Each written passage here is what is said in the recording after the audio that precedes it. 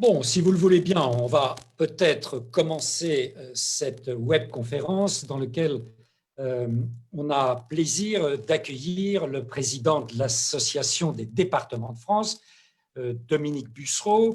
Cher président, cher Dominique, merci d'avoir bien voulu distraire une heure de ton temps pour répondre au réseau des alumni de Sciences Po, d'ailleurs auquel tu appartiens, puisque tu es sorti de cette maison. Tu es pour l'instant sur tes terres de Charente-Maritime, dont je rappelle que tu es le président du conseil départemental, et beaucoup d'entre nous te connaissent aussi en fonction de tes activités, au-delà de ta défense aujourd'hui de l'entité départementale, de tes activités de ministre et de ministre dont tout le monde se souvient. Alors, cette conférence est organisée par la section régionale Côte d'Azur-Alpes, la section de la Réunion et le Cercle Outre-mer qui ont pris l'initiative de développer toute une série de conférences sur les territoires et le Covid-19, sachant au fond que jusqu'à une date récente, c'est en train de changer, la presse, et en particulier bien sûr la presse nationale, n'abordait peu que la crise du Covid-19 sous l'angle des territoires. C'est en train de changer et de changer drastiquement. Et nous organisons cette conférence avec l'appui logistique de notre premier cycle à Menton, Sciences Po Menton, que je remercie. Alors, le thème, je vais me contenter de l'introduire très rapidement. Le thème, ce sont donc les collectivités territoriales face à la crise du Covid-19, au secours de la France en crise, sachant au fond qu'en la matière, il y a eu, à mon avis, 2 ou 3 phases extrêmement différentes.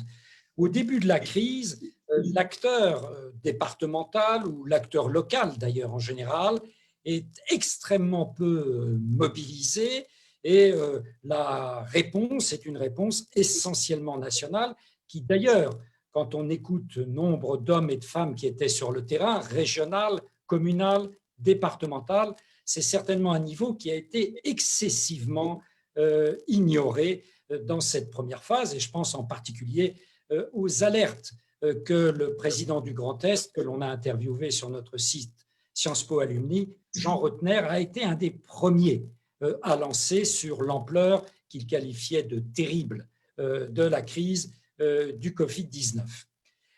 Ensuite, et là, bien sûr, le président de l'Association des départements de France que tu es, nous t'écouterons avec beaucoup d'intérêt, il serait important de rendre visible, au fond, le rôle que pendant le confinement, les départements ont pu avoir.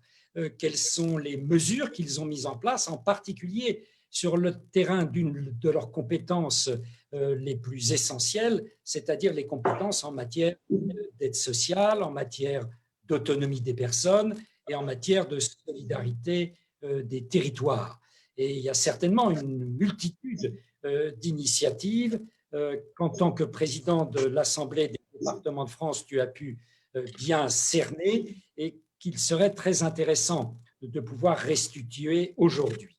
Et puis ensuite, on aimerait t'écouter, cher Dominique, sur l'aval qui va s'ouvrir dans quelques jours, c'est-à-dire sur la mobilisation au premier plan, cette fois-ci, de l'action des départements, puisqu'on a vu apparaître le département en tant que tel dans la lutte contre la pandémie, avec ces histoires dont on va voir en ce moment, ou peut-être ce soir, ce qu'il en est, cette histoire des départements rouges et des départements verts.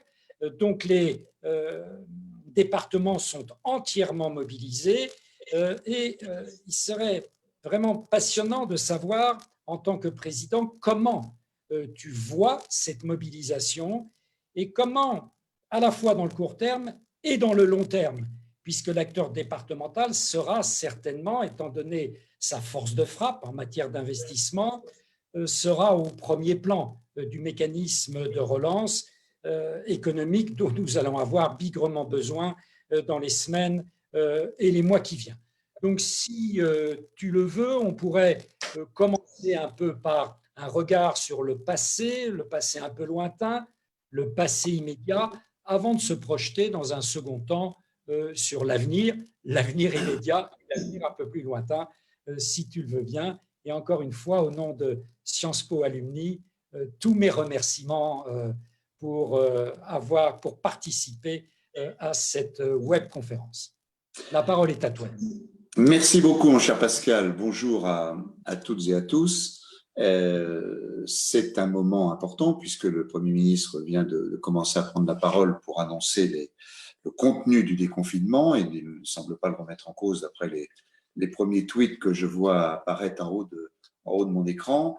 Les collectivités locales, les 3 niveaux, les régions, les départements, les intercommunalités, les communes, ont joué un rôle important et vont jouer un rôle encore plus important, ce qui pose le problème, en effet, tu l'as souligné, d'une étape nouvelle de la décentralisation, et je propose qu'on en parle dans un deuxième temps. Pourquoi les départements ont été en première ligne? D'abord parce que leur mission est simple, quand elle se résume, ce sont les solidarités sociales et territoriales. C'est à ça que servent aujourd'hui les départements, et c'est beaucoup, évidemment, en règle générale, et dans la période actuelle en particulier. Nos points forts dans cette affaire sont notre connaissance du terrain, notre maillage territorial qui est le même que celui de l'État avec les préfets de département, des échelles géographiques qui sont suffisamment vastes. Un département comme le mien fait 200 km du nord au sud, un peu la distance entre Paris et Tours où nous étions ensemble au lycée, mon cher Alain.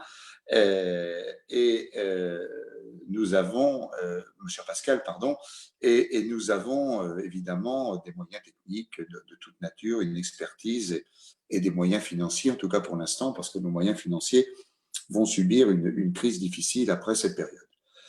Dans les domaines où nous avons agi, je voudrais d'abord citer naturellement le domaine de la santé, c'est le sujet principal.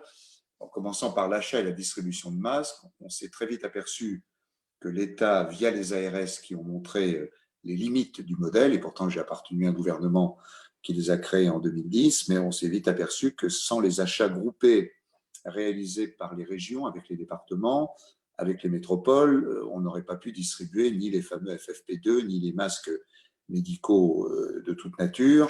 Et même si nous avons été victimes de prélèvements, sauvages ou acceptés, nous avons joué un grand rôle et nous jouons encore un grand rôle dans l'approvisionnement en masques pour tous les échelons du système hospitalier et médico-social. Ensuite est très vite apparue la crise des EHPAD. Un papier dans Le Monde en date d'aujourd'hui, paru hier, le montre bien. Il s'est passé des choses épouvantables dans les EHPAD et il faudra en tirer naturellement les conséquences politiques et sociales. Nous avons très vite bataillé pour obtenir du gouvernement la possibilité de lancer des campagnes de tests systématiques avec les ARS et les laboratoires privés et les CHU, en mobilisant, et ça n'a pas été une mince affaire, nos laboratoires d'analyse. Nos laboratoires d'analyse, on les appelle souvent à tort des laboratoires vétérinaires. En réalité, un laboratoire d'analyse qui souvent à l'échelle interdépartementale fait à la fois du vétérinaire, mais aussi la qualité des eaux, la qualité des repas, la qualité de tous les lieux publics. Et donc, ils sont extrêmement bien équipés, mais il a fallu se battre. Il a même fallu un arbitrage personnel du ministre de la Santé et encore plus loin du président de la République pour pouvoir lancer ces campagnes. Ça, c'est la partie santé. La partie sociale est évidemment la plus importante, vous vous en doutez. Tout ce qui concerne l'accueil des handicapés, le traitement des handicapés, tous les renforcements de moyens humains dans les EHPAD, où beaucoup de gens étaient partis, qu'il a fallu remplacer, lutter contre l'isolement des personnes âgées, mettre en place des dispositifs avec les communes d'aide alimentaire, aider les associations caritatives ou non caritatives qui sont toujours en grande difficulté. Nous avons une compétence dont on parle souvent parce qu'elle est très médiatisée, c'est bien légitime, c'est la protection de l'enfance et la protection maternelle et infantile. Donc, il a fallu créer des lieux spécifiques, revaloriser les indemnités des uns et des autres et voir comment gérer ces enfants et ces adolescents confinés dans des foyers ou dans des familles pendant cette période. Bien sûr, il a fallu continuer à verser toutes les aides sociales classiques, le RSA, malgré le départ de nos personnels de leur lieu de travail, le RSA, la prestation de compensation du handicap et l'allocation pour les personnes âgées, aider spécialement les services d'aide à domicile. Ça a été la période, et nous en sommes les acteurs cet après-midi du numérique. Donc, nous avons essayé d'aider tous ceux qui n'étaient pas familiers avec le numérique en mettant à disposition des matériels informatiques dans les EHPAD, dans les familles, continuer d'installer la fibre même quand tous les travaux étaient arrêtés pour que l'équipement de la fibre que font les départements dans la plupart des zones géographiques françaises se continue. Et nous avons maintenant, évidemment, le problème du soutien de l'économie. Nous n'avons plus de compétences économiques depuis la loi NOTRe de 2015. Il n'empêche que nous avons souvent des conventions avec les régions dans le domaine de l'agriculture, de la pêche, de la conchyliculture, de la forêt, et que nous avons une compétence partagée avec les autres collectivités dans le domaine du tourisme qui, dans certains départements, c'est le cas du mien, représente la première activité économique. Donc là, nous avons un débat puisque pas mal de départements voudraient, malgré la loi NOTRe, et contribuer à solidifier et à augmenter les dispositifs de l'État et des régions. Théoriquement, ce n'est pas permis. Madame Gouraud a même envoyé une nouvelle circulaire hier au préfet. Et en même temps, on nous dit on fermera un peu les yeux, allez-y, parce qu'il y aura des trous dans la raquette entre les dispositifs de l'État et les dispositifs des régions. Il a fallu également accorder une aide spécifique au secteur du BTP, par exemple en lançant des travaux supplémentaires ou en payant en avance les entreprises. Idem dans le domaine agricole où le débouché du maraîchage, le débouché de beaucoup d'agriculteurs étaient gênés par la fermeture des marchés, même s'il en restait heureusement quelques-uns. Pardonnez-moi. Et là, nous avons mis en place des systèmes de valorisation et de développement des circuits courts, des drives et beaucoup d'autres choses en la matière. Ce que je tire comme conséquence, mais nous y reviendrons, c'est que tout ça a montré que la décentralisation à la française n'est pas au point. Gros problème de fonctionnement des ARS, faiblesse des préfets de département, non pas en tant que tels, mais par rapport aux équipes dont ils disposent, qui ont été laminées par les politiques d'économie des différents gouvernements, ceux auxquels j'ai appartenu et d'autres encore, et donc une vraie difficulté en la matière d'organisation de l'action publique dans notre pays. Je termine un dernier mot sur les finances. Naturellement, nos dépenses ont fortement augmenté avec tout cela. J'ai d'ailleurs, à la suite de cette réunion, une visioconférence avec Gérald Darmanin sur ces problèmes financiers avec d'autres membres du gouvernement. Nous allons perdre une grosse part de nos droits de mutation. Vous savez ce que l'on paye, les droits de notaire, ce que l'on paye lorsqu'on achète un bien. Ça représente, nous l'estimons, pour la sphère départementale, pour l'année actuelle, je ne parle pas de 2021, une perte attendue de 4 milliards d'euros, donc une baisse de notre épargne brute et de nos possibilités d'investissement au moment où on aura besoin de participer à la relance. Nous avons une incertitude également sur une autre de nos ressources qui est la CVAE, donc un impôt de production sur lequel nous sommes en train de travailler avec le gouvernement pour voir avec les régions les pertes que nous allons avoir. Enfin, un dernier mot sur les dépenses. Le chômage, malheureusement, va augmenter et donc nous allons avoir des gens qui vont être rapidement en fin de droit. Et donc, nous attendons une augmentation très forte du nombre de prestataires du RSA. Et déjà, dans un département comme la Seine-Saint-Denis, je parlais hier avec son président, Stéphane Troussel, dès le mois de mars et le mois d'avril, une augmentation déjà très, très forte du RSA, avant même que la période d'augmentation du chômage ne connaisse réellement, puisque pour l'instant, elle est temporisée par le chômage partiel. Voilà ce que je peux dire rapidement. Je pense que dans cette affaire, les collectivités locales ont fait leur boulot. C'est normal, hein, quand on est en crise, il n'y a pas de frontière entre l'État et les collectivités. Chacun doit participer. Il y a eu des moments assez compliqués, en particulier sur la gestion des masques au début. Il y a des moments compliqués, vous le voyez en suivant les médias, et le Premier ministre doit les exposer en ce moment sur les ouvertures des écoles, les ouvertures des collèges, les zones rouges et vertes, l'introduction bizarre de zones oranges qui a un peu augmenté l'incompréhension. Donc, ces moments d'énervement réciproque ont existé, peuvent encore exister à nouveau sur les problèmes financiers. Mais en ce qui me concerne, et en ce qui concerne mes collègues présidents de département, comme l'AMF de François Barouin ou les régions de France de Renaud Muselier, nous avons fait en sorte de mettre parfois notre mouchoir sur les contrariétés, de laisser le Parlement ensuite en tirer les conséquences, mais de travailler, et même quand nous n'étions pas contents du fonctionnement de nos ARS, nous n'en parlions pas pour qu'on travaillait au quotidien avec elles. Nous allons commencer dès lundi, d'ailleurs, dans le cadre de ces fameuses brigades de déconfinement, où nous avons préparé des équipes qui vont travailler avec celles de l'État pour pouvoir couvrir tout le territoire. Et nous verrons si dans ce que est en train d'indiquer le Premier ministre, il y a des tâches nouvelles que nous devrions accomplir. Voilà, cher Pascal, mesdames et messieurs, les quelques éléments que je voulais dire en ouverture de notre rencontre, en vous remerciant encore de votre écoute amicale et attentive.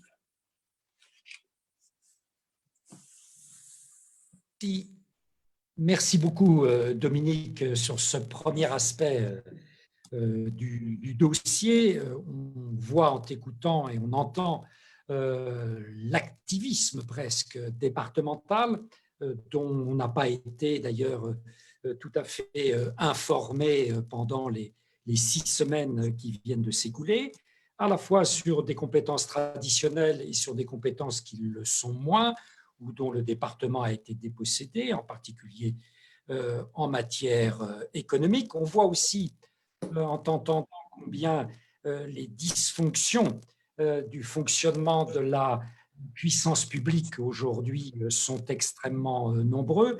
Et on a l'impression, au fond, que cette crise du Covid-19 a été le révélateur de tendances que l'on connaît depuis de longues années. Quelque part, ça a précipité, cristallisé des éléments que l'on connaissait, en particulier d'un État qui continue à vouloir être au centre, un État central qui veut continuer à être au centre de tout, à se passer parfois de l'aide ou du dialogue fécond avec les collectivités locales, et qui, en faisant cela, quelque part, s'expose énormément, et expose énormément ses dysfonctions et ses faiblesses. Et quand on regarde, je regardais ça hier, quand on regarde les enquêtes, peut-être que la dureté du jugement des Français sur la manière dont l'État central a répondu et répond à la crise du Covid-19 et le constate cela sur le terrain, c'est-à-dire d'une grande difficulté d'un dialogue serein, calme, tranquille, j'allais dire, entre non pas les périphéries, le terme est désagréable, même s'il est beaucoup utilisé, trop utilisé dans le domaine de la science politique, mais entre les collectivités territoriales et l'État central. Et je voulais avoir là-dessus peut-être ton sentiment. Les relations entre l'État central, comme tu l'appelles, et les collectivités territoriales, elles ont connu plusieurs étapes que chacun connaît, que tu connais bien. Les grandes lois de décentralisation du président Mitterrand avec Pierre Mauroy en 1982, la phase de décentralisation de Jacques Chirac, essentiellement portée par Jean-Pierre Raffarin en 2003 et 2004, et puis des périodes de relations beaucoup plus compliquées depuis, avec des crispations, et au début du quinquennat du président Macron, c'est vrai que les relations avec les collectivités territoriales ont été très mauvaises, avec l'ensemble des collectivités territoriales, pas simplement dû au fait, comme certains observateurs voulaient bien l'écrire, que les 3 dirigeants d'associations d'élus sont plutôt issus des rangs de l'opposition, bien que pour ma part, j'ai quitté les Républicains et que je sois complètement libre dans mon analyse politique entre la majorité et l'opposition. Mais il y a eu le sentiment on a eu le sentiment d'un État qui était de plus en plus central, une prise de pouvoir qu'on n'a même pas connue à l'époque de Giscard de l'inspection des finances, aidée par le Conseil d'État, et des relations très verticales qui sont traduites par le pacte de Cahors que beaucoup de collectivités ont refusé, c'est-à-dire un encadrement de nos dépenses de fonctionnement, 1,2%, au moment où nous demandait de plus en plus d'agir. D'ailleurs, une des premières mesures prises par le gouvernement, avant même ou quasi simultanément au moment où nous lui demandions de supprimer, bien sûr, le pacte de Cahors, puisque l'État s'affranchissait des règles budgétaires qui étaient les siennes. Il eût été inconvenant qu'il nous en crée de nouvelles, qu'il continue de mettre en œuvre cette mesure du pacte de Cahors. Donc, des relations très difficiles, elles se sont un peu détendues pendant la période des Gilets jaunes, puisque le président de la République s'est appuyé sur les maires, essayé de s'appuyer sur les corps intermédiaires, de rencontrer l'ensemble des élus de manière ou d'autre. Puis ça s'est à nouveau un petit peu redurci après les Gilets jaunes, mettons à part la grande période de la grève des retraites où ce type de problème intervenait peu. Et là, il y a une réouverture, mais ce que nous souhaitons ardemment, c'est que ça ne soit pas une réouverture temporaire, hein, comme certains magasins pendant la période de confinement, que nous puissions véritablement corriger ce qui fonctionne mal. On voit bien que le couple dont on a beaucoup parlé, préfet-maire ou préfet-élus locaux, fonctionne bien parce qu'il est dans la nature même de la République et que chacun est habitué à le faire fonctionner. On s'est aperçu qu'avec de grandes régions, trop grandes même parfois, même si j'étais plutôt partisan de ces nouvelles régions, mais une agence régionale de santé à l'échelle de la Nouvelle-Aquitaine, c'est l'équivalent du gouvernement central de l'Autriche ou du Danemark. Donc, quand il s'agit d'aller distribuer des masques dans les 110 EHPAD de mon département, l'agence régionale de santé, malgré toute sa bonne volonté, est incapable de le faire, est incapable même de centrer les besoins de tests, etc. Donc, on voit bien que le fonctionnement actuel de l'État n'est pas bon. Et quand nous parlons d'une nouvelle phase de décentralisation, on pourra l'évoquer dans quelques instants, ça passe aussi par une réorganisation de l'État au niveau départemental. C'est-à-dire que les préfets de département, qui pour l'instant concentrent principalement leur action sur les missions régaliennes, puissent à nouveau avoir les moyens d'agir sans en référer en permanence aux administrations régionales, qui elles-mêmes d'ailleurs, au lieu d'en référer aux préfets de région, en réfèrent souvent à leur administration centrale ou au cabinet ministériel. Donc on voit bien que le fonctionnement de l'État actuellement n'est pas bon et on a perdu beaucoup de temps à cause de mécanismes beaucoup trop centralisés. Cette manie française de faire des réunions interministérielles qui n'ont réunion interministérielle que le nom, car tout le monde y participe, sauf les ministres eux-mêmes, pour pondre des circulaires incroyables, est un effet retardement formidable. Les brigades dont parle actuellement peut-être le Premier ministre, dans mon département, elles sont prêtes depuis une semaine, mais le préfet n'a reçu la circulaire qu'aujourd'hui. Imaginez la circulaire de Jean-Michel Blanquer avec toute sa bonne volonté d'une 50aine de pages. Quand elle arrive dans une grande ville, il y a une direction des écoles, des directions juridiques, des directions techniques, tout ça est compris, assimilé, etc. Quand ça arrive dans une petite commune de 300 habitants qui a une place unique dans le cadre d'un regroupement pédagogique intercommunal où la secrétaire de mairie est présente 6 heures par semaine et où le maire découvre ses 50 pages à appliquer, je comprends que certains maires rechignent à assurer la rentrée scolaire et que pour eux, ça pose beaucoup de difficultés. Voilà, donc c'est tout un système de fonctionnement français, sans aller au fédéralisme allemand qui n'est pas dans nos traditions, qui est à revoir, et aussi bien d'ailleurs sur les mécanismes de fonctionnement que sur les mécanismes financiers, parce qu'on voit bien également que la fiscalité locale, les indicateurs ne sont plus adaptés, en particulier une période de gestion de crise. On l'avait déjà constaté sans en tirer les conséquences après la crise économique de 2008.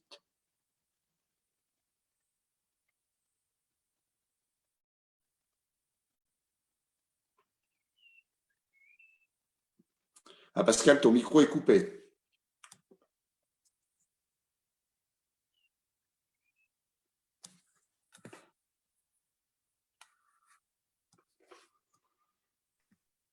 Voilà. On voit bien comment… Est-ce que c'est bon? Voilà. C'est bon.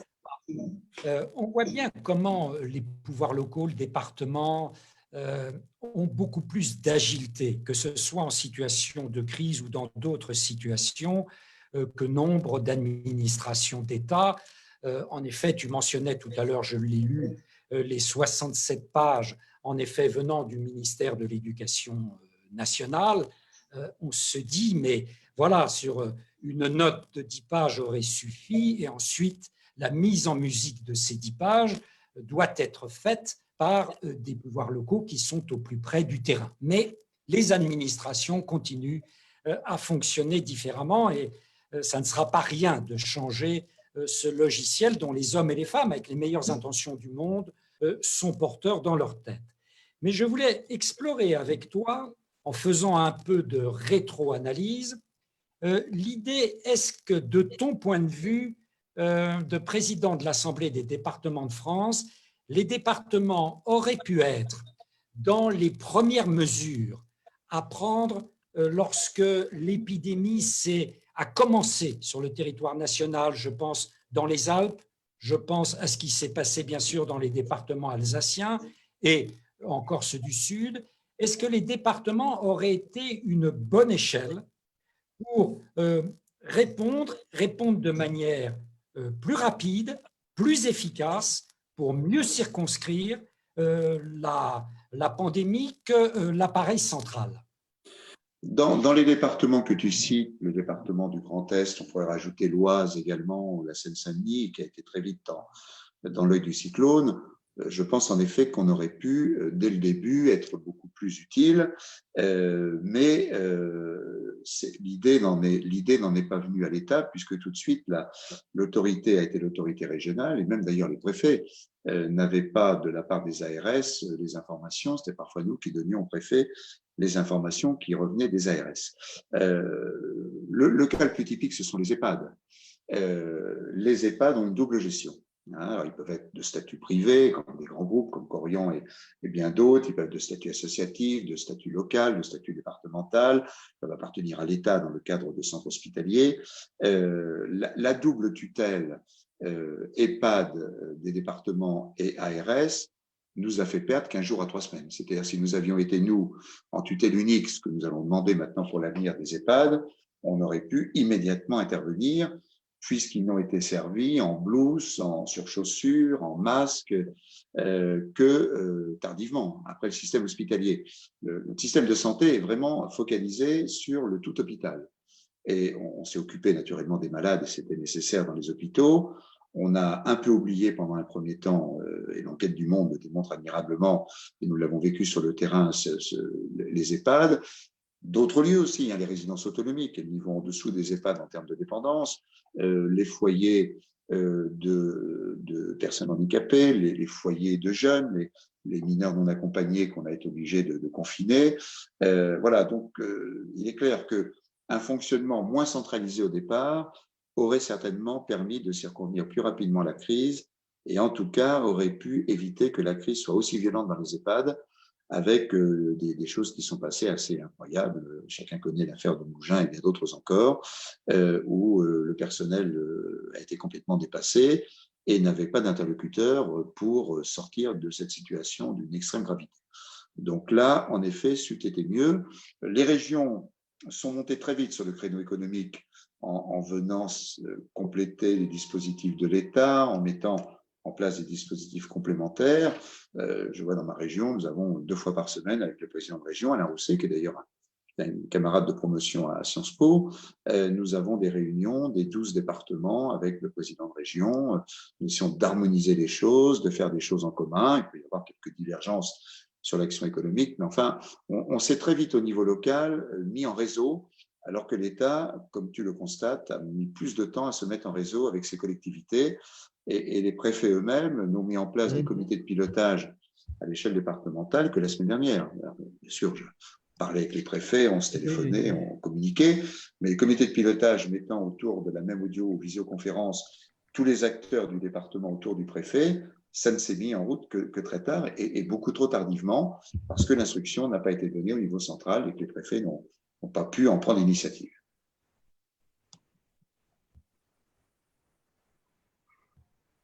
Merci. Et on voit tout de même que c'est tout à fait décisif lorsqu'il s'agit d'une crise épidémique, puisque le temps est une variable essentielle. La journée, la demi-journée est essentielle. Et on a bien vu le coût des systèmes particulièrement lents à réagir par rapport aux systèmes beaucoup plus rapides.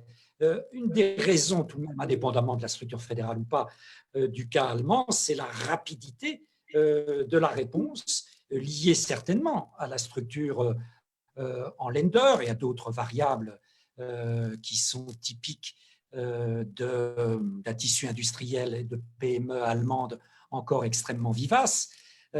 Mais on voit bien que le système français est un système incroyablement lent à la réaction et que derrière la rationalité de l'État central se cache en fait un temps extrêmement long qui, en matière de lutte contre l'épidémie, a pu coûter extrêmement cher. Alors, on a de la part si tu le permets, Alain, si tu le permets, je voudrais rajouter un propos. On l'avait déjà vu à l'occasion de crises, j'appellerais météorologiques. Moi, j'ai vécu dans mon département les ouragans du 26 et 27, enfin, chez nous, c'était le 27 décembre 99, la terrifiante tempête Xynthia de 2010. On a vu déjà dans ces cas-là que l'État était formidable pour apporter des hélicoptères, faire venir des unités de sécurité civile, mobiliser des forces de sécurité. Mais quand il s'agissait dès le lendemain de donner de l'argent à des gens, de leur offrir un réfrigérateur, des vêtements, de remettre un four dans la boulangerie qui avait été noyée, il en était strictement incapable parce qu'au niveau départemental, il n'a ni les crédits déconcentrés, ni les administrations suffisamment fortes pour le faire. Donc, on l'avait déjà vécu. Il y a eu des commissions d'enquête à l'époque de l'Assemblée nationale et du Sénat, et je pense que ces enseignements-là n'ont pas été tirés comme l'enseignement comme le montre également la très belle série du Monde sur l'affaire des masques, comme on n'a pas tiré également les bonnes conséquences de la grippe H1N1 ou de la grippe aviaire. Ok, merci. Alors, j'ai de la part d'un des assistants à la conférence une question. Bon, est-elle périphérique ou non par rapport à ce qui nous réunit aujourd'hui? De Xavier, le principal problème n'est-il pas d'abord le nombre invraisemblable de petites communes en France? Cher Xavier, je ne le crois pas, parce que ces petites communes, moi j'étais député d'une circonscription où j'avais plusieurs communes autour de 50 habitants, et au début, avec la foi du néophyte, je n'en comprenais pas également forcément l'utilité. Ces petites communes, c'est avant tout un fantastique bénévolat. Il y a une commune de 50 habitants, il y a une secrétaire de mairie 2 heures ou 3 heures par semaine qui aide les gens à remplir leur feuille d'impôt, à faire telle ou telle démarche. Mais quand il s'agit de mettre du gravier sur les routes, c'est le conseil municipal plusieurs fois par an, donc bénévolement, qui avec un camion et avec une bonne bouffe le soir fait cela. Quand il s'agit de réparer l'église, qui est le seul monument ou le seul objet patrimonial de la commune en dehors de la mairie, c'est le maire communiste, non-croyant, profondément athée, qui vient travailler le week-end avec ses collègues pour aider à reconstruire l'église, remettre des parpaings, colmater les fuites, etc. Je veux dire, c'est un fantastique lieu de bénévolat.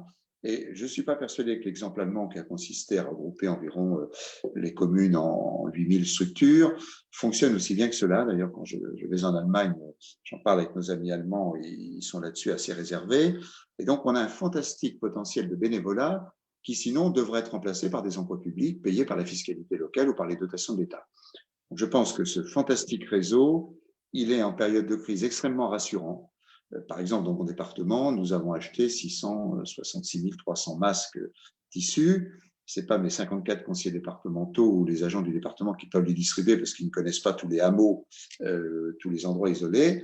On se repose sur les maires des communes, et c'est très facile dans une commune de 50, 100, 300, 500 000, même plus habitants, de savoir où chacun habite, combien il y a de personnes dans la maison, et de distribuer le nombre de masques qu'il faut. Donc je crois qu'au contraire, c'est une chance pour la France, à condition naturellement, ça les différents gouvernements l'ont fait, qu'on fortifie l'intercommunalité et qu'on mutualise tous les projets importants par l'intercommunalité, en particulier en matière d'investissement.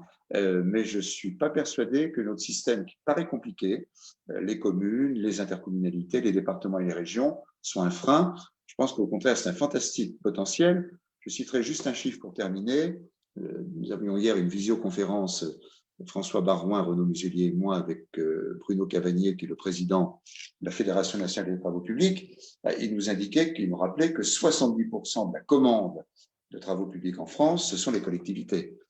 Et le reste, c'est le privé. Et l'État n'intervient, je vous donne le chiffre, malgré les grands travaux du Grand Paris et bien d'autres encore, la préparation des JO, que pour 3%.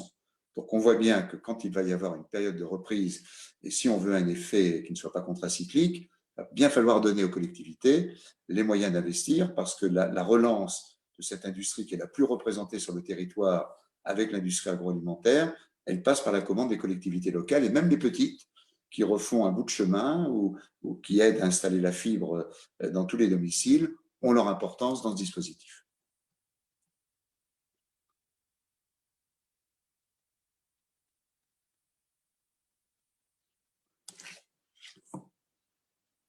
On ne t'entend pas, Pascal. Voilà. Je suis très tête en l'air, Non, excusez-moi. non, bah, tu as la tête en l'air sur ton ordinateur.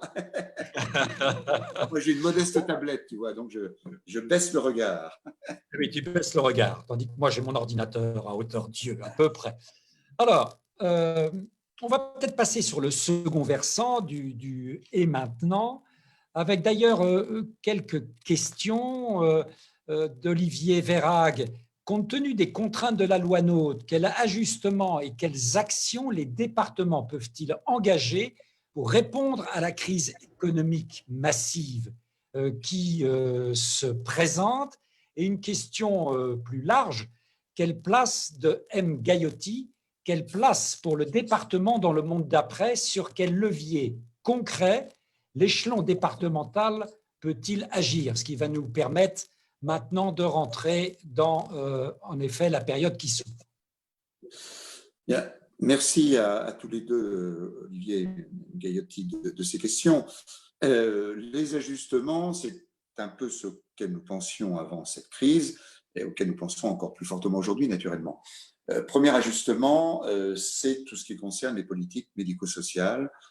On voit bien qu'il faut modifier complètement la gestion de l'hôpital et donc certainement faire entrer plus fortement les départements et les régions dans la gestion des hôpitaux. On voit bien que tout ce qui est du médico-social ou tout ce que l'État ne fait pas, la médecine scolaire qui n'existe quasiment plus, la psychiatrie publique qui n'existe quasiment plus, tout ça, il faut en confier la compétence et la gestion au département. Donc on voit bien que sur le renforcement en matière de solidarité sociale, il y a beaucoup de choses à faire et nous avions déjà fait avant énormément de propositions au gouvernement. Nous allons les ajuster, les augmenter naturellement dans les temps à venir si le gouvernement et la majorité parlementaire à l'Assemblée nationale veulent bien l'accepter. Sur le plan économique, nous ne voulons pas le grand soir. Hein, il ne s'agit pas de dire on reprend. Certains collègues, actuellement, certains de mes collègues demandent à reprendre la compétence générale pendant la gestion de la crise et pendant quelques mois pouvoir agir sur le plan économique. On verra bien, je vous l'ai dit tout à l'heure en début d'intervention, comment le gouvernement réagit vis-à-vis de toutes les initiatives économiques que prennent actuellement de nombreux départements et qui ne sont pas conformes à la loi NOTRe. Mais on voit bien que pour tout ce qui est la microéconomie, c'est-à-dire tous ces gens que nous allons devoir aider, les commerçants, les petites entreprises de moins de 10 salariés, etc., l'échelon départemental serait beaucoup plus efficace que l'échelon régional. Donc il faut que, et nous y travaillons avec Renaud Muselier dans une atmosphère paisible, il faut que nous ayons un certain nombre d'accommodements qui peuvent passer par des conventions entre les départements et les régions et les intercommunalités pour améliorer l'action économique sur le terrain. Donc voilà, donc c'est vraiment une politique forte de décentralisation qu'il va falloir entamer. Et également, je reprends l'intitulé de la loi qu'avait préparé le gouvernement et qui, pour l'instant, évidemment, disparaît du calendrier parlementaire, la loi 3D, différenciation, déconcentration, décentralisation. Différenciation, c'est on peut faire les choses différemment dans les Alpes-Maritimes, puisqu'on travaille en ce moment avec les équipes de Menton. On peut faire les choses différemment dans les Alpes-Maritimes et différemment dans le Pas-de-Calais. On fait déjà les choses différemment, même entre la Martinique et la Guadeloupe. Donc, il peut y avoir de la différenciation dans beaucoup de domaines, de l'expérimentation et des concentrations. Ça veut dire que l'État modifie son modèle d'organisation et crée et refortifie son niveau départemental. Et on a créé récemment une agence nationale de cohésion des territoires. Très bonne idée, mais il y a quand même 400-500 personnes au niveau central qui vont rester. C'est Caroline Cailleux, le maire de Beauvais, qui préside cette ANACT.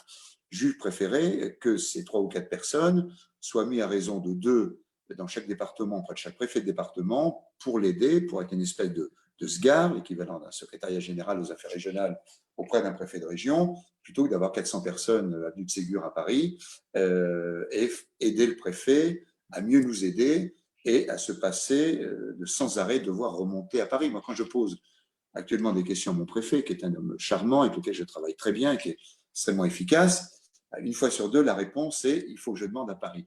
Franchement, en 2020, être obligé de demander à Paris sur la réouverture d'une plage, la réouverture d'un marché, qu'est-ce qu'on fait des locations saisonnières, etc., ça m'apparaît être à côté de la plaque.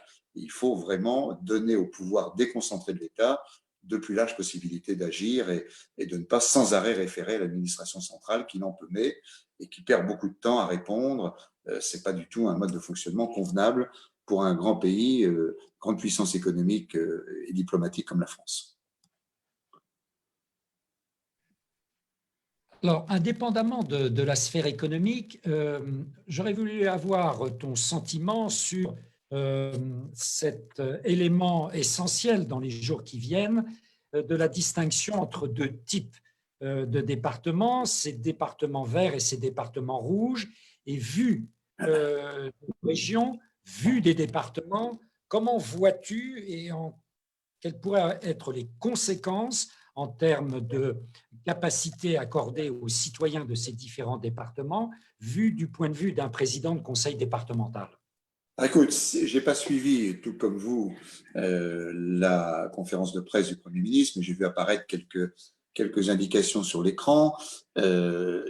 Si le Premier ministre n'a pas ajouté d'éléments nouveaux, mais peut-être quelqu'un avait-il aussi une vue plus directe sur les choses, on peut consulter son compte Twitter.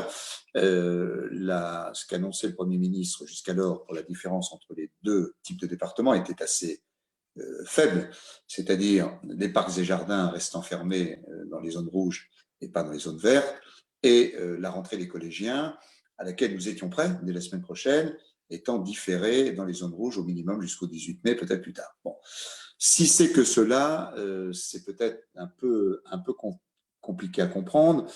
Les collègues présidents de départements zone rouge avaient hier en conférence la Seine-Saint-Denis, le Bas-Rhin, la Moselle, qui sont parmi les départements les plus touchés, comprennent bien que là où le Covid circule encore, là où les capacités des services de réanimation des centres hospitaliers ne sont pas au top, il faille bien sûr rester en zone rouge. Mais ce que disait par exemple le président de la Moselle, c'est qu'on va être ce département qui est aussi un département touristique. Hein. Metz est une des villes françaises depuis l'arrivée du TGV les plus visitées. Ça va rester comme une tâche indélébile, y compris sur leur image vis-à-vis des entreprises qui voudraient s'installer, des habitants qui voudraient déménager, leur industrie touristique.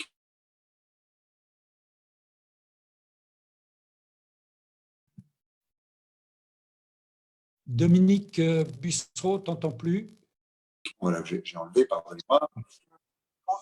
Oui, voilà, j'avais quelqu'un qui m'appelait et donc du coup, comme mon iPhone est avec mon iPad, ça bloquait.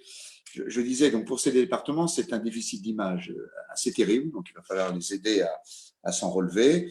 Évidemment, Paris n'aura pas ce déficit d'image, mais pour la Moselle, la Seine-Saint-Denis, pour les deux départements alsaciens, pour l'Oise, pour la Somme, etc., ça va être compliqué.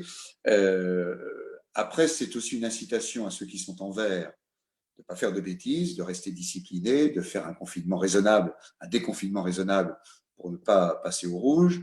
Et pour ceux qui sont au rouge, se battre avec tous leurs moyens, mais le Covid, ils n'y peuvent rien, pour passer au vert. Ce que je n'ai pas compris, je l'ai dit au Premier ministre et à Olivier Véran à plusieurs reprises, je n'ai pas compris les zones oranges, hein, parce que d'abord, quand on fait des tests sur le permis de conduire, on s'aperçoit que la moitié des conducteurs pensent que le vert, il faut accélérer, l'orange, il faut accélérer, l'autre moitié pense qu'il faut essayer de s'arrêter. On a un peu compliqué les choses par ces zones oranges. Alors, si je comprends bien, elles viennent de disparaître de la carte, mais il faudra beaucoup de clarté parce que les différences, les différences réelles dans la vie quotidienne entre les rouges et les vertes ne vont pas apparaître aussi clairement que j'essaye de les exprimer à tous nos concitoyens, sauf si la communication gouvernementale à partir de cet après-midi est meilleure et plus claire qu'elle ne l'a été ces derniers temps où il y a eu quelques aspects chaotiques. Je ne critique pas le gouvernement gérer ce type de crise, c'est l'horreur absolue. Être à Matignon ou au ministère de la Santé dans ces périodes, c'est une charge épouvantable, mais il faudra que la communication et la compréhension soient plus pratiques pour nos concitoyens. Alors, une question d'un de nos amis de la Réunion, Abdullah Lala. Pour les départements qui n'ont pas beaucoup souffert, comme la Réunion, peut-on territorialiser la gestion du déconfinement avec la décision revenant au conseil départemental, alors que le préfet est sous la tutelle de Paris, du ministère des Outre-mer, qui n'a pas de 10 000 kilomètres de distance la vision réelle de la situation, et en plus, les élus ont tout de même la légitimité démocratique. Alors, concernant ce qu'il est convenu aujourd'hui d'appeler bizarrement les Outre-mer, bon, les situations sont très différentes. Je terminerai par la Réunion, bien sûr. Wallis et Futuna n'a eu aucun cas. La Nouvelle-Calédonie a commencé à largement déconfiner, tout comme Saint-Pierre-et-Miquelon. Et les cas, il y a eu également assez peu de cas, mais il n'en reste pas moins une grande peur en Guyane, qui est liée au climat, à la pauvreté, et aux difficultés déjà intrinsèques de la Guyane. Et puis après, des choses un peu compliquées, naturellement, aux Antilles, en Martinique, en Guadeloupe. La Réunion, l'océan Indien, la Réunion et Mayotte, c'est évidemment très difficile parce que se rajoute une épidémie de dengue. À Mayotte, une situation sociale humanitaire extrêmement difficile. Donc, le cas de Mayotte reste un cas très difficile. Il l'était déjà avant l'épidémie et il faut le gérer de manière particulière. Quant à la Réunion, je pense qu'en effet, à partir du moment où les entrées dans le département de la Réunion par l'aéroport de Roland-Garros sont interdites, sauf quelques cas spécifiques, il n'y a pas d'entrée bateau habituelle, sauf les croisières, mais il n'y a plus de croisières en ce moment, on pourrait tout à fait laisser à l'autorité locale la possibilité de prendre des décisions. En tout cas, il ne faut pas oublier, on en oublie trop souvent, en règle générale d'ailleurs dans notre pays, il ne faut pas oublier les Outre-mer dans cette période parce que la crise est accentuée par des phénomènes de pauvreté. Je connais les statistiques du RSA à La Réunion, je connais les statistiques de l'emploi. Voilà, donc les problèmes sont accentués. Et puis la dengue actuellement sévit d'une manière dont elle n'a jamais sévi. Dans La Réunion, les températures ont augmenté considérablement au fil des derniers mois et des dernières années. Donc on est dans une situation très difficile à La Réunion, sur laquelle il faut que les autorités locales puissent prendre en effet le pouvoir et que le préfet écoute plus le président de la région et le président du département.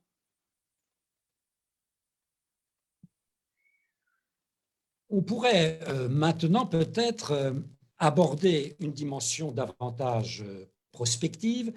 Les crises, quelque part, même lorsqu'elles sont redoutables, comme celle que nous traversons, il faut, comme on dit dans le langage de la grande distribution, s'efforcer de les positiver. Et est-ce que la sortie de crise ne pourrait pas être, et les présidents des 3 grandes associations d'élus locaux, on le sent bien, ont peut-être ça en tête, ne serait pas l'occasion de relancer un nouvel acte, alors je ne sais pas, 3, ou enfin, on pourrait dire tout simplement un véritable acte d'une véritable décentralisation. Et comment, sur quelle ligne? Alors, il faut reprendre, à mon avis, complètement le projet de loi 3D du gouvernement, qui n'était pas encore sur la table, mais dont on voyait bien qu'il était très moyennement décentralisateur, en tout cas pas assez à nos yeux, donc il faut certainement le retravailler. Il faut également tenir compte du calendrier électoral. On est très gêné par le calendrier électoral. A été le fait que nous ayons dans les communes les plus importantes une absence de pouvoir municipal, avec vraisemblablement, je ne sais pas ce qu'a dit, je ne sais pas si le Premier ministre a évoqué cette question, mais les élections municipales qu'il faut plutôt attendre maintenant pour le deuxième tour et un nouveau premier tour dans ces communes en septembre-octobre. On a un problème de légitimité locale dans le bloc communal, problème économique lié à la non mise en place des nouvelles intercommunalités. Donc véritablement, on est en difficulté. Et en ce qui concerne les départements et les régions, nous préparons des élections qui auront lieu en mars prochain. Donc il faut faire une décentralisation sans démagogie, c'est-à-dire que nous aussi, nous ne portions pas, parce que nous sommes en période électorale, des propositions qui pourraient apparaître à l'opinion comme démagogiques ou qui pourraient paraître revanchardes aux yeux du gouvernement. Donc ça va être une ligne de crête pas facile, mais je pense qu'il ne faut pas mettre ce projet de loi 3D sous cloche, mais il faut le booster considérablement. Et moi, je serai le président de la République, s'il souhaite être à nouveau candidat en 2022, je ne retarderai pas la mise en place d'une phase de décentralisation parce qu'une relation qui est trop hachée avec les élus locaux, avec un parti présidentiel qui a mal vécu le premier tour des municipales, qui n'aura pas de grand succès aux élections départementales parce qu'il n'aura pas d'implantation municipale, qui peut en avoir un moyen aux élections régionales du fait de la proportionnelle, c'est quand même une grande faiblesse pour la majorité présidentielle de ne pas avoir un réseau d'élus locaux ou au moins la neutralité bienveillante de tous les élus locaux, même s'ils sont par nature républicains et travaillent bien sûr avec le pouvoir quel qu'il soit. Mais voilà, je pense qu'il y a un besoin structurel de décentralisation, une contradiction avec le calendrier électoral, un besoin politique pour la majorité et le président de la République de mener une véritable politique de décentralisation qui n'apparaissent pas comme, voilà, comme des petits pois échappés d'une boîte, mais véritablement un plat particulièrement comestible pour tous. Est-ce que cette accentuation vigoureuse d'une décentralisation au travers d'une loi 3D profondément revue et corrigée est imaginable, possible, avec au fond trois caractéristiques. Quand on regarde politiquement ce qu'est la formule politique du macronisme, c'est l'absence d'un tissu dense d'élus locaux et surtout d'élus locaux ayant une pratique profonde du terrain, sauf quelques exceptions. C'est également une force politique très parisienne. Les meilleurs scores d'Emmanuel Macron ont été rassemblés la plupart du temps à Paris ou dans quelques très grandes métropoles très internationalisées et donc très coupées, même au plan des départements, parfois de l'interland non métropolitain de ces départements. Et troisième problème, quand on regarde le personnel, certes, il y a eu un apport d'hommes et de femmes venant de la société civile, mais il y a aussi un poids, on le voit, extrêmement fort de la technostructure administrative et de la haute fonction publique. Donc, quand on a ces trois caractéristiques, est-ce qu'on peut raisonnablement imaginer, j'allais dire, une phase 2 du quinquennat Macron décentralisatrice? C'est extrêmement compliqué, Pascal, parce que je le vois bien dans les contacts que j'ai avec les députés actuels, mais dont certains furent mes collègues sous d'autres étiquettes.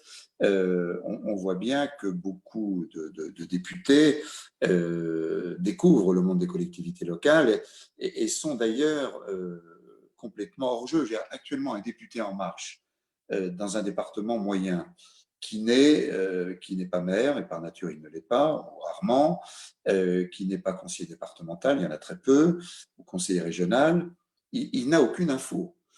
Si le préfet, mais tous ne le font pas, ne fait pas l'effort d'organiser une conférence téléphonique hebdomadaire pour leur donner des informations, si le président du conseil départemental, ce qui n'est pas mon cas, ne leur envoie pas toute l'information nécessaire en temps réel, comme on l'envoie à tous les élus locaux, ils sont paumés.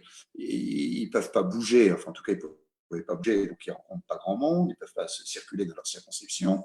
Donc ils n'ont pas d'infos, et je le vois bien dans les auditions que nous avons avec les commissions des lois de l'Assemblée et du Sénat, et surtout de l'Assemblée naturellement, avec les délégations collectivités territoriales, il y a un vrai problème d'avoir des parlementaires qui font la loi qui vont la faire encore plus après, puisqu'ils vont travailler longuement, qui sont dans cette période, qui ne sont pas au contact, qui ne peuvent pas se déplacer pour aller voir ce qui se passe dans telle ou telle commune de leur circonscription, aller parler avec les maires, etc. C'est vraiment une vraie difficulté. J'ajoute qu'il y a eu un péché du macronisme, j'ai eu l'occasion d'en parler avec le président librement, c'est pour ça que je le fais devant vous, qui a été de croire que c'était le retour d'une gestion de jeunes gens très brillants à l'Élysée ou à Matignon, qui allait faire bien mieux que tout ce qui avait été fait auparavant. En réalité, ils ont reproduit les mêmes erreurs avec quelques années en moins, souvent par manque de connaissance du terrain. Donc, c'est vrai que la nature même du macronisme, la personnalité du président de la République, qui n'était pas un élu local, personnalité d'Édouard, qui était qui a été plus longtemps au Conseil d'État qu'il n'a été maire du Havre. Tout ça fait que les choses sont un peu compliquées, mais le macronisme peut se dissoudre et disparaître si dans les 2 ans, il n'a pas cette assise. Et pour avoir cette assise locale, il faut qu'il soit séducteur. Et pour être séducteur, il y a le dialogue, bien sûr, mais il y a aussi des mesures importantes à prendre pour essayer de faciliter la relation entre les élus locaux et le pouvoir central, et ce faisant, la relation du pouvoir central avec ses concitoyens.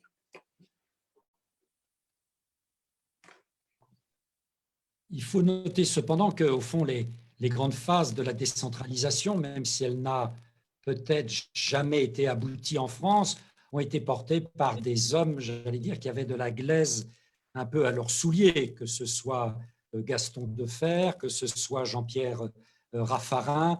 On voit bien que c'est un certain profil d'homme qui peut à la fois porter et incarner des avancées de la décentralisation, et qu'il est rare, en tout cas, que l'autre profil de la Ve République, c'est-à-dire le haut fonctionnaire entré en politique, soit, j'allais dire, porteur de solutions décentralisatrices audacieuses.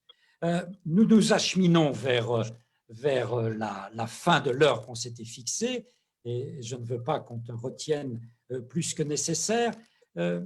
Quand on se projette un peu vers l'avenir, et Dieu sait si on en a besoin aujourd'hui, on voit bien que, au fond, dans un contexte où il n'y a plus tellement de projets à long terme en matière politique, la décentralisation peut à nouveau être un de ces projets relativement mobilisateurs dans le cadre des prochaines échéances électorales qui vont avoir lieu maintenant chaque année jusqu'en 2022. Quelle est, au fond, à l'heure où les frontières politiques se redéfinissent beaucoup, quelle est la coalition politique, les forces politiques et sociales susceptibles de porter et de légitimer un tel projet décentralisateur? Au fond, on s'aperçoit quand la décentralisation s'est beaucoup développée dans les années 70 en tant qu'idée, les hommes et les femmes qui portaient cette idée, d'ailleurs, ça dépassait, et à l'époque, Dieu sait si c'était important, le clivage gauche-droite. Il y avait à la fois des gens de droite et des gens de gauche qui portaient cette affaire. Aujourd'hui, le dépassement des frontières est certainement plus nécessaire que jamais, mais au fond, comment le politique que tu es, au meilleur sens du terme, voit ce type de coalition capable de, tout de même, de faire bouger profondément les lignes? Tu as raison d'utiliser le terme de coalition, car en effet, il faut qu'en dehors des partis qui maintenant sont acquis à la décentralisation, les républicains, mais encore les républicains ne sont pas toujours très clairs parce qu'il y a parfois des envies de retour au bon vieux plan, à un certain nombre de choses. Le Parti socialiste, très vraisemblablement les forces politiques écologistes. Il faut maintenant que le bloc central de la République en marche se mettent en marche là-dessus et comprennent bien l'issue de cette crise, que son intérêt politique et l'intérêt de la France avant tout, avant son propre intérêt, et de mener cette politique. Je rajouterai à ce que tu as dit, forces politiques et sociales, je rajouterai, mais c'était peut-être contenu dans ton social, les forces économiques. Parce qu'on voit bien que la reprise, c'est-à-dire l'effort investissement quasi keynésien qu'il va falloir réaliser à partir de maintenant et encore plus à partir de l'automne, va nécessiter que les forces économiques s'appuient sur la commande locale. On a bien vu en toute cette période que les régions ont fait un énorme travail présentiel auprès des acteurs économiques, ont mis en place des dispositifs. Nous faisons à notre échelle, les intercommunalités le feront à la leur, mais si on veut, il faut pousser les forces économiques. Il y a quelque temps, une discussion avec le président du MEDEF, Geoffroy Roux de Bézieux. Le MEDEF a toujours été un endroit extraordinairement étatique et centralisé, c'est-à-dire qui ne s'intéressait pas du tout au monde des collectivités locales. J'ai été très étonné d'entendre dans la bouche du président du MEDEF et de nombreux de ses proches un langage qui a complètement changé sur le fait que la décentralisation, c'est un atout formidable pour la France. Quand on voit comment on a réagi à la crise. Alors, je mets à part le modèle centralisé, autocratique, parfaitement scandaleux parfois dans certains comportements à la chinoise. Mais on voit bien qu'aux États-Unis, dans ce pays, c'est la force des gouverneurs et des forces locales qui est à peu près la seule force qui tient debout par rapport à un président des États-Unis qui a l'air complètement à côté de ses pompes, pardonnez-moi l'expression, dans la gestion de cette opération. Donc voilà, je crois que ces forces politiques, sociales et économiques, elles peuvent être très vages. Je pense que les forces syndicales, la CFDT par nature et d'autres encore, sont des forces qui peuvent pousser. Et puis, je dirais, les forces des citoyens. Nous sommes des alumni, nous sommes des citoyens qui sommes engagés, qui intéressons à la chose publique. Il faut que chacun pousse et je pense qu'on peut aboutir à quelque chose de bien et quelque chose d'utile. Moi, ce qui m'a profondément choqué dans les premiers jours de la crise, c'est alors que je voulais être acteur, comme tous mes collègues élus, du maire de la plus petite commune au président de la plus grande région, d'avoir été obligé pendant un certain temps d'être spectateur et d'avoir dû s'imposer pour faire des tests, s'imposer pour acheter des masques. Voilà, c'est ça que je ne veux plus revoir. Il faut se donner les moyens de ne plus revoir ce type de situation et d'affrontements stériles et stupides. Alors, peut-être, avant de te libérer, une dernière question d'un de nos participants, qui d'ailleurs est un peu dans la continuation de ce que tu viens de dire, qu'enfin le pouvoir national soit autre chose qu'un pouvoir d'empêcher dans un premier temps, mais plutôt favorise la libération de la logique d'action locale, plutôt que de l'empêcher pour ensuite y avoir recours. Alors, cette dernière question, quelle garantie financière attendez-vous de l'État pour accompagner cette nouvelle phase de décentralisation avec l'éventuelle prochaine loi 3D, autonomie fiscale, réforme du fonds de solidarité au profit des départements, point d'interrogation. Il faut tout revoir. Il y a des choses à court terme que je vais traiter dans quelques instants avec Gérald Darmanin, Olivier Dussopt et Jacqueline Gouraud.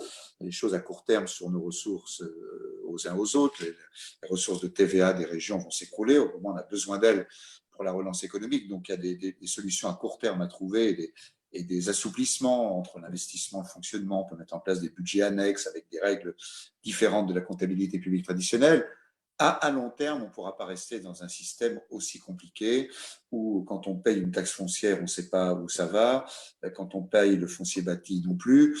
Notre système de fiscalité locale est complètement obsolète. Il y a beaucoup trop de transferts de l'État. La dernière réforme qui a touché les départements est une réforme qui consiste à nous enlever le foncier bâti et à nous mettre de la TVA. Alors ça va peut-être, ça va être extrêmement difficile si la crise dure longtemps parce qu'évidemment la ressource en TVA va s'écrouler comme elle s'est écroulée après 2008.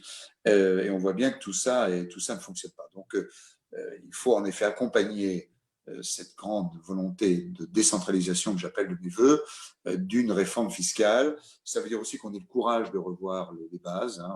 Aujourd'hui, les bases de nos habitations, telles qu'elles sont prises en compte dans la fiscalité, sont complètement obsolètes. Tout le monde, y compris les gouvernements auxquels j'ai appartenu, y compris quand j'étais ministre du budget, tout le monde a peur d'y toucher. Mais en effet, la décentralisation ne pourra pas fonctionner sans une modification de la fiscalité locale et une meilleure répartition entre l'État et que chaque citoyen sache pourquoi il paie quelque chose et à quoi ça sert. Ça éviterait aussi des moments difficiles comme ce qu'on a connu avec la crise des Gilets jaunes. Bien, écoute, cher Dominique, merci pour cette heure tout à fait passionnante que nous avons passée ensemble. Sache d'ailleurs aussi qu'à notre très modeste niveau, comme toutes les institutions en France, nous avons besoin de décentralisation et que Sciences Po Alumni a besoin de décentralisation. Et ça me rassure beaucoup en tant que président de voir que toutes ces initiatives de webconférences sont portées très souvent par des acteurs qui sont des acteurs régionaux, des acteurs locaux, des acteurs ultramarins, comme quoi nous avons tous besoin de changer un peu le centralisme qui sommeille au fond de chacun de nous. Donc, merci mille fois, cher Dominique, de cette heure passée ensemble et nous te libérons maintenant pour des tâches tout à fait importantes et en particulier cette rencontre avec le ministre du Budget, parce qu'à la fin des fins, tout se résume à une affaire souvent budgétaire. Voilà, et puis te dire aussi tout le plaisir que j'ai eu à te retrouver et à t'accueillir dans notre réseau de Sciences Po Alumni auquel tu participes pleinement. Donc, merci mille fois. Merci. Merci, mon cher Pascal, et puis merci à tous ceux qui sont en train d'envoyer des messages que je découvre en haut à droite de l'écran, et à toutes celles et tous ceux qui ont eu la patience de m'écouter. À très bientôt, Pascal, pour de nouvelles aventures. À très bientôt. Au revoir.